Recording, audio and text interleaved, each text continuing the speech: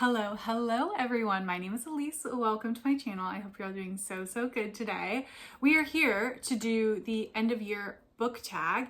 I did this tag for the first time last year, I believe, because I actually got tagged by Tiffany over at Towering TBR. I will link her channel down in the description box below. But that is well and truly the first and only time I have specifically been tagged. So I did it last year because I feel like you gotta, and I'm gonna do the tag again this year because it is a useful way, I think, for me to gather all of my reading plans for the next couple of months and figure out what's actually doable, because the end of the year is always a huge time crunch for me in terms of what I want to read, the videos that I want to come out with, goals that I need to complete by the end of the year. So I need to be realistic and prioritize what is actually going to be able to happen. So we're going to go through the tag. The tag questions will all be listed down below. And this tag was created by Ariel Bissett, so they will be linked down below as well. And it's a really short one. It's just 6 questions. And I've tried to not have a ton of books for each question, which is a toxic trait of mine. There are some questions where I have limited it to 1 book. There are others where there are a couple, but that's progress for me. Question number 1 is, are there any books that you started this year that you need to finish? And yes, I normally have a couple books that fit this bill every year, and that is because I am happy to DNF a book. I'm happy to hard DNF, and I'm happy to soft DNF. And there are 2 books in particular that I have soft DNF'd earlier in the year and knew I wanted to come back to. And coincidentally, before I even started this video, I have picked both of them back up and I'm currently in the process of finishing them. So those books are One Day Everyone Will Have Always Been Against This. Actually, let me move over here so I can insert the images here because I'm not going to get any of the books out. So One Day Everyone Will Have Always Been Against This by Omar Akkad. This is a nonfiction book that has been really popular this year. It is about the genocide that's happening in Palestine, and it also has memoir elements from the author as well of his own experience of being an immigrant and how that impacts like how he interacts with his kids. I get why a lot of people have recommended it. So this one I started earlier in the year on audio, and I've said this before, but audio for me was just not the way to consume this book. It's pretty like back and forth in like the memoir talking about Palestine, and the sentences are also pretty scattered. So he's going like very quickly from idea to idea, and audio just wasn't the best way for me to actually be able to comprehend all of that. So I have now switched to reading it as an ebook. I've picked it back up, so that is great. The other one that I soft DNF'd earlier in the year is How to Be a Victorian by Ruth Goodman. This book, I have the physical copy, but the text is very small in it, and it kind of bothers my eyes to read for a long period of time. I originally got it out from my library on Levy as an ebook so I could increase the font size, but that book, it's like 450 pages and very like densely packed on each page. So it takes a long time to read, and I just didn't finish it before my library hold was up.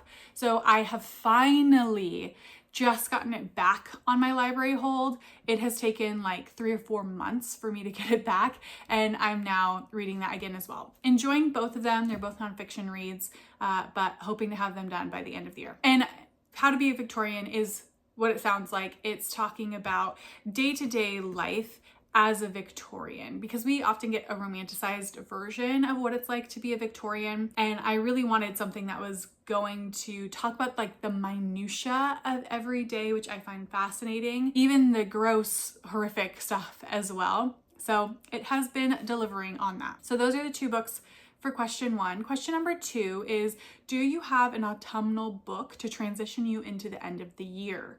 Yes, I did. I have already read it because we are well into fall at this point. But for me, that book this year was Beta Vulgaris by Margie Sarsfield, I believe, and it's published by Norton. I loved this book earlier in the year. I've talked about it numerous times, but this book is exactly what I look for in an autumnal transition in my reading.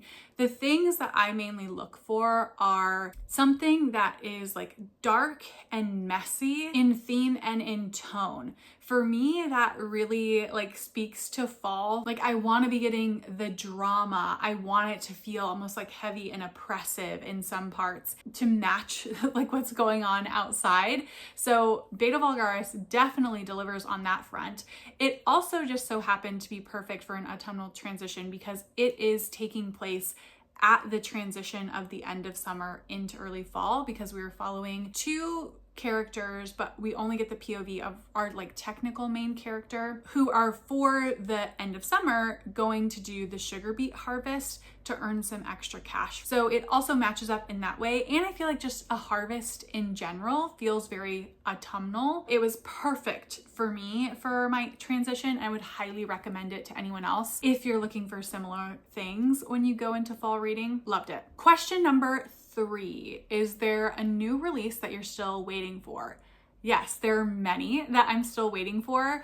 I had my last video of anticipated releases come out, I think at the very end of August, and there are still probably like 10 books this year that I'm waiting to come out that I included in that video. But of those, there are 2 that really stand out to me as ones that I desperately want to get to. The first one is Flat Earth by Anika, Jade, Levy. It's coming out on November 4th, which happens to be my birthday, so happy birthday to me. And not only is this cover amazing, I love the pale pink and the black. I love the simplicity of it, but it's still really aesthetically pleasing. This book just has a really interesting premise. So as brief as I can give premise is we're following 2 characters. We have Avery and we have Frances. Avery is attending grad school in New York, trying to accomplish her dreams. She comes from a very dysfunctional family where she has to like essentially take care of her parents, and then she wants to be taken care of herself. So she starts getting into these relationships with a bunch of older men as a way to sort of fulfill that need. And I think her inciting incident is she, out of somewhat desperation, takes a job with this right-wing dating app that she's writing reports for. And those reports that she's writing for them start to merge with the dissertation that she's writing for grad school. And it says we get this like meta-fictional like text, I think, from her perspective. So that's Avery. And then Frances, who is Avery's best friend, drops out of their grad school, gets married, they dropped out of film school, and also still comes out with like feature film called Flat Earth, which is the title. And I believe in that feature film, we're talking about conspiracy theories. And Avery is comparing herself to Frances, and I think feeling very disillusioned, starts to make a series of choices that are devastating for her life. And again, it just sounds so messy. It sounds like a new take on coming of age that involves like very trendy things like metafiction and conspiracy theories and the internet and how we consume media. Like all of that I feel like is appropriate for coming of age stories now, and I think this could be really great. So I'm excited for that. And then the other one that I am particularly excited for that's coming out later in this year is Lucky Girl by Allie Tagle-Dokus. That's coming out on November 11th. And that book also is a coming of age about a young girl that's very messy now that I'm thinking about it. I like what I like, what can I say? But that one is following a young girl who's like extremely talented dancer maybe, and she gets scouted by a manager who becomes obsessed with her talent. And I think we get like a big cut in time with her being discovered and taken under his management to later on when she fires him, and we're starting to unveil like how inappropriate that relationship has been. I think more in its obsessive tendencies. It has not explicitly stated whether there's any type of like sexual assault or coercion or anything like that, but I don't know. I think again, that one, like a very timely coming of age that's modern. I'm curious to see how they take on like childhood fame. So really excited for both of those books, but there are a number of others that if you want to check out that video are still coming out later in the year. Next up, we have question number 4. What are 3 books that you want to read before the end of the year? And for these, I really tried to pin down what am I actually going to be reading, because there are lots of things that I want to read before the end of the year, but it just ain't gonna happen. These ones I know I will prioritize because a couple of them are in a video concept that will be coming out later in the year, or like I know I'll force myself to get to it. So the first one is She's Always Hungry by Eliza Clark. This is published by Harper Perennial. I know I'll get to this one because Eliza Clark is one of the authors this year that I wanted to focus on reading. I loved Penance last year, and this year I read Boy Parts already, and then I want to make sure I get to She's Always Hungry. So I will have read everything that she's written at this point. So I know I will make myself get to that to kind of complete that project in my head. That is a short story collection that seems to be very much in the vein of what she's written before, which is violent, dark, grotesque, seedy underbelly versions of life that prominently focus on women. So I'm really excited about that. I've heard great things. Next one I want to get to is The Hounding by Xenobe Purvis. This will be coming up in a video that will probably come out in late November, I would assume. This book I've just been hearing great things about, and to be honest, the cover is absolutely stunning, but I have a library hold waiting for the audiobook, so I know once that comes in, I will prioritize it. And that one is comped to The Virgin Suicides. It's about a group of sisters living in a rural town in which there's a rumor going around that the girls, the sisters, are turning into dogs. And I think it's all told from the township instead of being from the perspective of the girls, which I think is the similarity to The Virgin Suicides. And I just want to read it. It sounds so good. Everybody's loved it. So I want to get to that one. And then lastly, I want to get to Luminous by Silvia Park. In the UK, this is being published by World Editions, which is an independent publisher. In the US, it has a different publisher that's from the Big Five. But this is also going to be coming out in a video later in the year. It's one of my anticipated releases for this year that I have not gotten to yet. It is a dystopian book about a pair of siblings who had a third robot sibling brother who I believe died, and they're investigating his murder. That might be botching the premise a little bit, but it's something like that. And I definitely want to get to it. Another one that I've heard great things about, but just have not been able to prioritize yet. But because I've put it in a video concept, I know I will get to it at this point. Okay, question number 5. We have, is there a book you think could still shock you and become your favorite book of the year? This one is always a hard question to answer because there are books that I'm predicting I will really love, but some years, if I'm being honest, I'm like, is that going to be my best book of the year? I doubt it, but who knows? The one that I think has the best shot that I know I will read before the end of the year is Stag Dance by Tori Peters.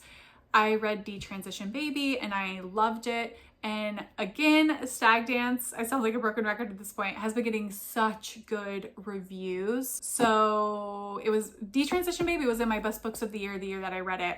So I think this one has a true shot. My best book of the year is pretty solid. My best couple books of the year are pretty solid at this point, but Stag Dance, fingers crossed, it's my favorite. And then last question is, have you already started making reading plans for the next year? Yes, I have. I always do this early. And I think there's even a video that came out recently where I was talking about some potential goals for next year. I have already started doing that. I will talk more in depth in my end of year stats and goals check-in video. And then I'll do a separate video for my 2026 goals. But I will say I am going to have, for me, a pretty big shakeup in my goals from this year to next year. And one of the things that I will be doing is I'm going to be talking about some authors that I want to really be intentional about reading multiple books from in 2026. It's something that I do every year, but I've never made it a concrete goal for myself. I always either kind of naturally read from the same author a couple of times, or just in the background, I have an idea of who I want to read, but I'm going to make that a little bit more front and center for myself in 2026. And I'll give you one of the authors that I am planning on reading multiple books from, and that is Catherine Chidgey. She is a author from New Zealand. I have wanted to read her for a long time now, and it always gets deprioritized because my reading plans are so busy. I own 2 of her books already, and next year I want to make sure I really get to them. And I have already planned at least 2 videos to make sure I'm getting to those books. So I feel pretty set that I will in fact accomplish that. But that is one of the reading goals that I've already started thinking about next year, is to prioritize reading from Catherine Chidgey at least a couple of times. So that is the end of the tag. If you would like to do this video, please consider yourself tagged. If you don't have a channel but just want to tell me what your choices would be down below for any of the questions, feel free to put it in the comments. And hopefully me having to kind of distill these books down is going to clarify my reading going forward. Not hopefully, I feel like it already has clarified what I need to focus on going forward, and that has been helpful for me in and of itself. So thank you for being along for the ride. I will see you all in the next one. Bye.